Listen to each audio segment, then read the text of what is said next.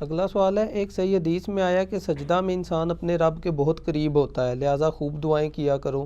اس حوالے سے کون سی دعا ہے جو مجھے سجدے میں کرنی چاہیے؟ صحیح مسلم میں یہ حدیث ہے کہ تم میں سے کوئی بھی شخص سجدے کی حالت میں اپنے رب کے سب سے زیادہ قریب ہوتا ہے تو اس وقت اپنے رب سے خوب دعائیں مانگو۔ تو وہی دعائیں کریں جو نبی علیہ السلام نے کی ہیں، بخاری مسلم دونوں میں موجود ہے کہ آپ صلی اللہ علیہ وآلہ وسلم سجدے اور رکوع کے اندر سبحانک اللہم ربنا وبحمدک اللہم اغفر لی پڑھتے تھے۔ میرے نماز والے ریسرچ پیپر نمبر 8 میں بھی موجود ہے، سبحانک اللہم ربنا وبحمدک اللہم اغفر لی۔ اس میں اللہ کی حمد بھی ہے اور دعائے مغفرت بھی ہے۔ یہ دعا آپ مانگیں جو نبی علیہ السلام خود مانگتے تھے، اور اس کے علاوہ آپ وہ تمام دعائیں مانگ سکتے ہیں جو دعائیں معصورہ ہیں کتاب و سنت کے اندر آئی، کوئی بھی آپ دعا مانگ سکتے ہیں۔ حتیٰ کہ صحیح بخاری میں موجود ہے جب تم نماز کے تشہد میں دروشی پڑھ چکو اس کے بعد جو چاہو اپنے رب سے مانگو۔ تو تشہد میں بھی آپ دعائیں مانگ سکتے ہیں، سجدے میں بھی دعائیں مانگیں، جتنی مرضی مانگیں، لیکن معصورہ ہوں زیادہ بہتر ہے۔ اس کے علاوہ بھی اگر ہوں تو بہتر یہ ہے کہ عربی زبان میں ہی مانگیں۔ اور میں تو اکثر ایک ہی دعا آپ کو بتاتا ہوں، ایک ہی دعا سب سے کامل جو بخاری اور مسلم میں حدیث ہے۔ انس ابن مالک کہتے ہیں نبی علیہ السلام کوئی اور دعا کرے نہ کرے یہ دعا آپ نے کبھی نہیں چھوڑی۔ سورۃ البقرہ کی آیت نمبر 201 میں جو آئی ہے، ربنا آتنا فی الدنیا حسنہ وفی الآخرۃ حسنہ وقنا عذاب النار۔ اور بخاری مسلم میں الفاظ ہیں اللہم کے ساتھ بھی ہیں، اللہم آتنا فی الدنیا، دونوں کو کمبائنڈ بھی آپ کر سکتے ہیں، اللہم ربنا آتنا فی الدنیا حسنہ وفی الآخرۃ حسنۃ وقنا عذاب النار۔ ہم نے اپنے اذکار والے ریسرچ پہ اس پہ بھی کارڈ پہ بھی لکھی ہے، یہ بخاری میں ہے 6389، مسلم میں جو ہے وہ 6840 ہے۔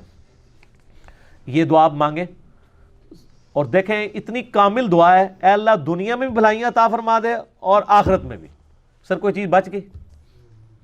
اور ساتھ کہا کہ آخرت کی سب سے بڑی بھلائی دے دے، کون سی؟ وقنا عذاب النار۔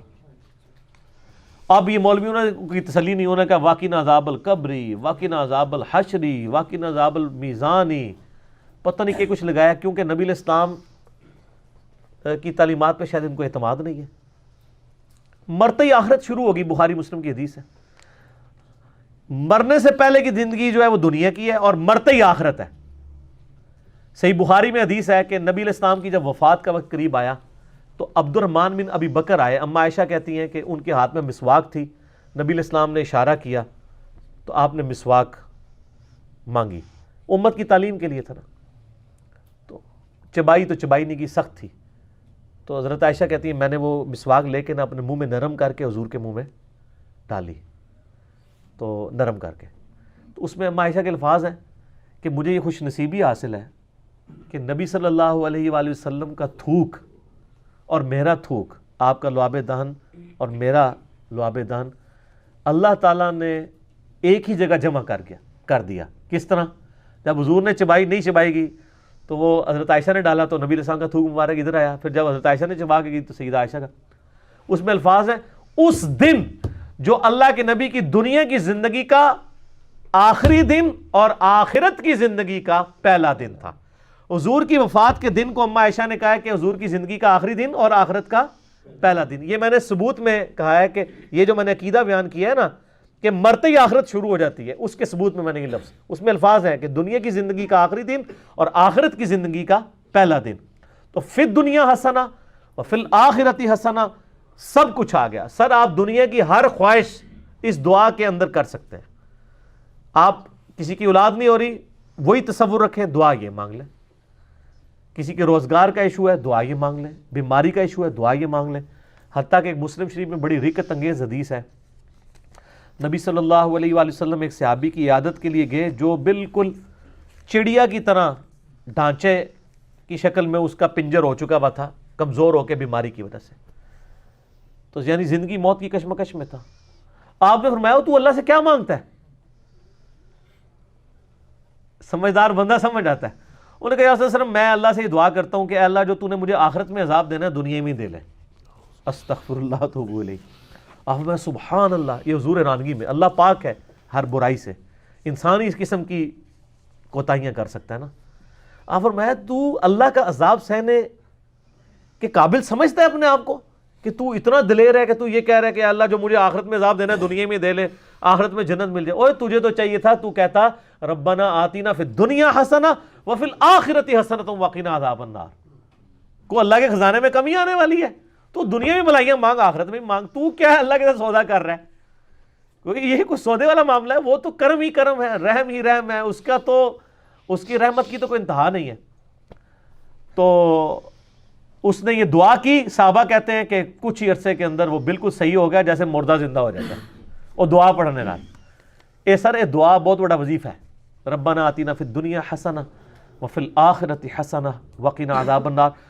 تشہد میں اسے لازم کریں۔ ایک تو وہ جو صحیح بخاری مسلم میں ہے نا، 4 چیزوں کے شر سے پناہ مانگو، اللہم انی اعوذ بک من عذاب جہنم ومن عذاب القبر ومن فتنۃ المحیا والممات ومن شر فتنۃ المسیح الدجال۔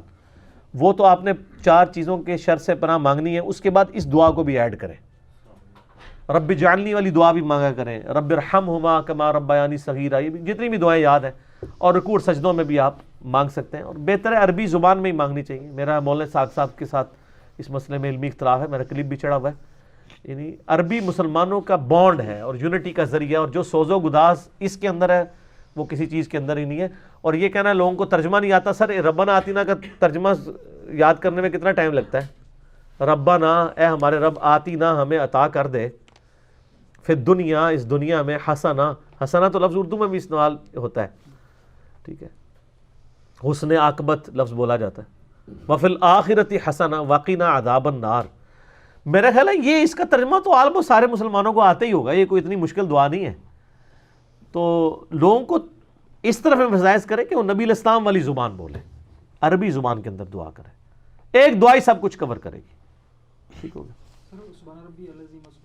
وہ تو پڑھنا ہی پڑھنا ہے نا، انہوں نے دعا کا ذکر کیا، وہ تو صحیح مسلم میں حدیث ہے کہ نبی علیہ السلام ہمیں، یعنی آپ علیہ السلام رکوع میں سبحان ربی العظیم بھی پڑھتے تھے اور سبحان ربی الاعلیٰ پڑھتے تھے سجدے میں، اور جامعہ ترمذی میں حدیث ہے کہ نبی صلی اللہ علیہ وآلہ وسلم ہمیں حکم دیتے تھے کہ ہم رکوع میں سبحان ربی العظیم پڑھیں اور سبحان ربی الاعلیٰ سجدے میں۔ یہ تو آپ نے، یہ تو حکمی تسبیحات ہیں، یہ تو پڑھنی ہے، اس کے علاوہ دعائیں ہیں، ٹھیک ہو گیا۔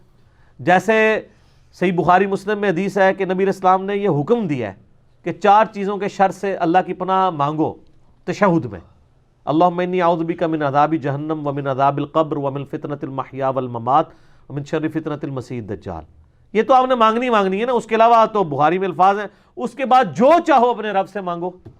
تو وہ یہ پوچھ رہے تھے کہ یہ نبی علیہ السلام نے جو حکم دیا ہے کہ آپ نے رکوع میں اللہ سے مانگنے کا بہترین موقع ہے سجدے میں، تو کیا مانگے؟ تو میں نے بتایا کہ یہ مانگے، وہ تو کرنا ہی کرنا ہے، وہ تو ڈیٹم لیول ہے نا، وہ تو ابلیگیٹری ہے، اس کے بعد یہ بھی مانگے۔